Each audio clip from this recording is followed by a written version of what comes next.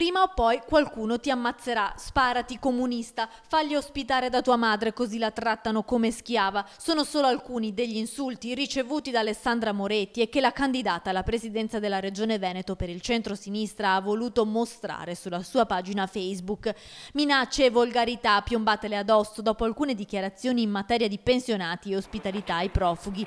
Dichiarazioni rimaneggiate ad hoc da certa stampa vicina al centrodestra, sostiene l'esponente del PD. Stampa spazzatura che ha voluto montare una bufala secondo cui la Moretti invita i pensionati a mettersi in casa un immigrato. Io sto subendo minacce di morte, io e i miei figli, per delle parole che non ho mai pronunciato, si devono vergognare, perché questo non è giornalismo, questa non è stampa onesta. Questo è strumentalizzare per fare politica e per dare un'immagine di una persona che non è. Io ho subito troppi attacchi, ma questo veramente è incompatibile con l'etica del giornalismo. Io ho soltanto detto che il nostro paese, la nostra terra è una terra accogliente, è una terra solidale e quindi non voglio che le mie parole vengano distorte, perché questo è stato. In poco tempo oltre 2000 persone hanno condiviso il post della Moretti, un vero movimento di solidarietà nato spontaneamente sul web per difendere la democratica da aggressioni pesantissime.